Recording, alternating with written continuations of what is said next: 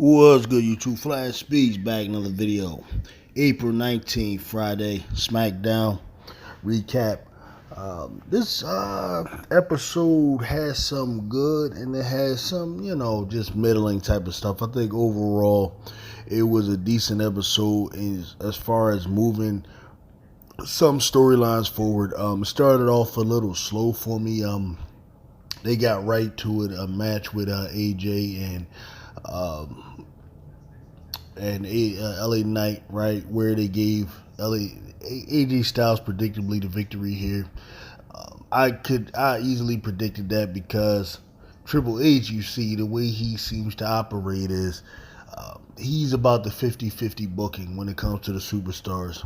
He's clearly not creating a tier system necessarily, at least with these two guys. So what it seems that he does to me is he tries to push one guy, so he uses another guy. So in other words, LA Knight is the guy that most needed the WrestleMania win, right? WrestleMania marks the end of the last year. So you had them LA Knight and AJ Styles feud for the last few months. I don't know how many times they done rumbled. Leading up to WrestleMania, you give LA Knight the WrestleMania victory. Why? He's the face. Faces usually win at WrestleMania. The crowd loves him for whatever reason. He's the Daniel Bryan of the age, right? So you give him that. And then, in return, you allow AJ Styles to win now and be the first one to challenge Cody. That serves two purposes. Number one, Cody, of course, is not going to drop the belt yet. So you let it be AJ Styles, a guy that the crowd isn't so over with the crowd. Like, he does have a fan base. Like, I like AJ Styles over LA Knight all day, but he doesn't have that movement, all that crap. So you don't want Cody to go up against LA Knight right now. That's the thing. So you give him AJ Styles so that way he beats AJ Styles. No harm, no foul. So that's what Triple H pretty much did.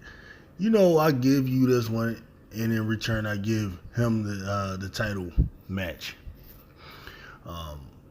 It's pretty much the same thing he did with Bayley and the Bayley situation. All right, the show ends. I'm not necessarily going to go in order. I'm just going to go talk about the things that interest me.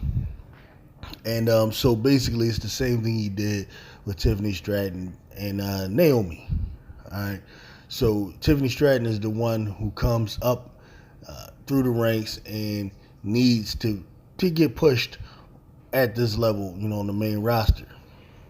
And this was kind of foreshadowed way back when Naomi first came back and signed with SmackDown. This is when Naomi comes out. She's greeted by, what's that, Micha and Bianca Belair, I think Liv, a bunch of different superstars. And then Tiffany comes out, and then this is when she's like, "Where's my ovation?" And then she smacks Micha and all of that. That's her first moment. And this kind of showed that they were either going to do a feud with her and Bianca, which I'm glad they're not doing. I think it would be a horrible idea to have Bianca and Tiffany feud right now. So have a feud with Naomi, right? And I'm gonna speak at a few moments about the Naomi situation. There's a lot of good in it, right? But what they did was they had her actually lose to Tiffany Stratton twice. She kind of jobbed Naomi out real quick. But it looks like what Triple H did was, in return, you job Naomi out for Tiffany leading up to WrestleMania, and in return, you let Naomi go ahead and beat Tiffany and get a crack at Bayley first title, right? And this was good. I'm sure Naomi agreed to that. All right, you want me to job out and help this new girl, then in return, at least let me get a title shot. Of course, she wasn't going to beat Bayley, but for Naomi, that's cool. This was good for her. She actually looked good in the match. She didn't win, but she looked good in the match. That's the thing, because Naomi been, man, prior to this, they've been doing her dirty for years. They had her losing to all types of people, like, Mandy Ruses and all types of people she shouldn't have been losing to, right? And then I didn't know what they planned on doing this time around since she came back and had to lose to Tiffany all quick. So that's all good.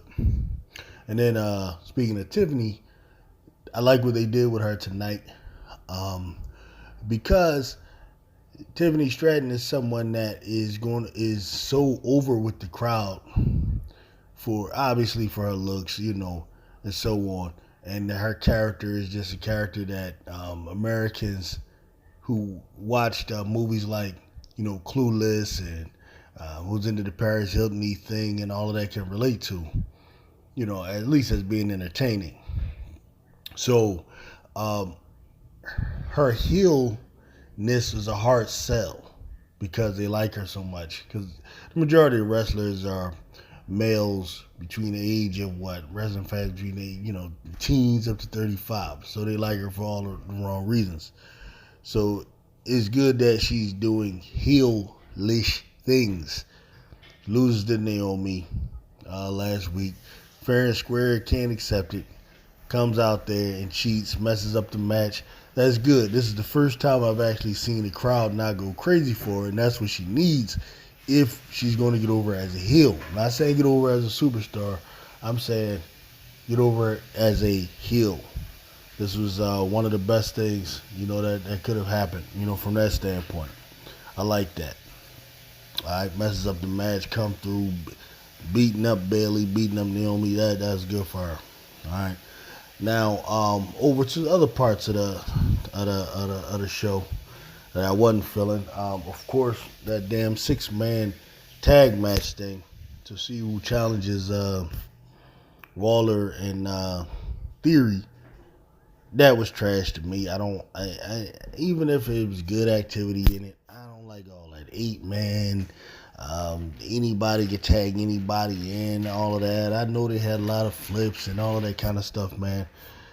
But I wasn't feeling it for a number of reasons. Number one, I really want to see Montez Ford get a push in singles. I don't know if it's ever going to happen. I don't know what they're waiting for. If it is, I got this feeling that dude's gonna die before he gets a chance to do that. Because you look at some of the stuff this guy does in the ring, man. He's going to get injured before he ever even gets a chance to have a damn singles run. It's crazy, man. The guy just runs and jumps out the ring, flipping in. It's just crazy. The stuff that this guy does in the ring. So I'm just hoping he gets a chance to do that. They start making a move to get him out of there, out of the tag team scene. It doesn't seem like that's going to happen, though. So whatever. That is what it is. So you start out with the AJ match. Now, my man, Solo Sikoa. I like what they're doing with him with the bloodline. Roman Reigns is going for now. Guess he needs a vacation. I mean, So you introduce Haku's son. And they showing this guy, he's just a maniac. For some reason, he want to beat up Kevin Owens. They started a feud with him. I don't know why, but that's good. Because Kevin Owens is the type of guy you start a feud with. Kevin Owens is one of them dudes that's a face that the crowd, loves, has a good fan base. And he's a dude that's about that smoke. He about that.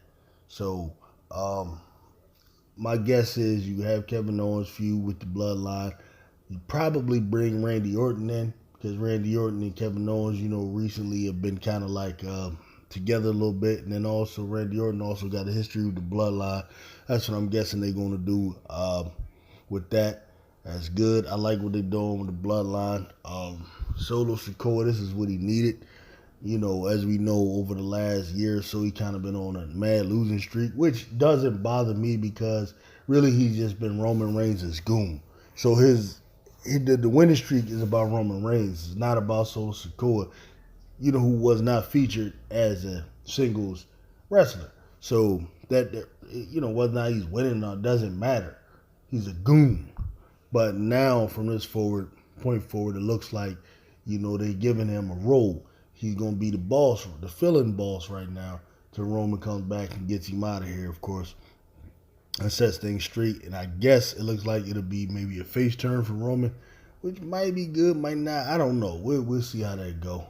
I'm guessing maybe they turn Roman face until The Rock comes back as the heel.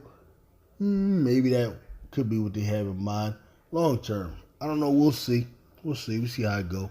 But for now, we got Roman, and then we got Tonga. You know, see what type of havoc they reap, what ideas they have with them. Cool. So that took up time. We had a damage control sighting. The ladies are back. That's good. So you got the tag team champions, the Kabukis Warriors. Dakota Kai doing most of the talking. And Kyrie, not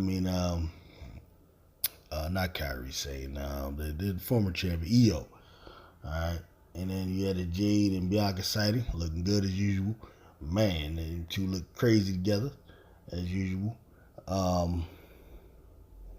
Man, can't wait to see what happens with that. I guess it wasn't necessary for them to get in the ring, necessarily. But it looks like they're going to make Tiffany like the heel of the women's division right now. Good move, I'm with it. All is leading up to the draft next week. My guess is most of those ladies are going to probably stay with SmackDown. It wouldn't make sense to kind of start these feuds and then break them up. That doesn't really make sense, but I don't know how Triple H's mind works. Is this the first or the second draft for him in charge? Maybe, probably the second. So I don't know. We'll see. The champion Cody Rhodes did not make an appearance.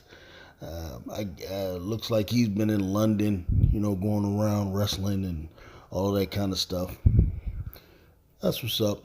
I guess that being a champion, you're an ambassador for the league, for the company. So those are the types of things you end up doing.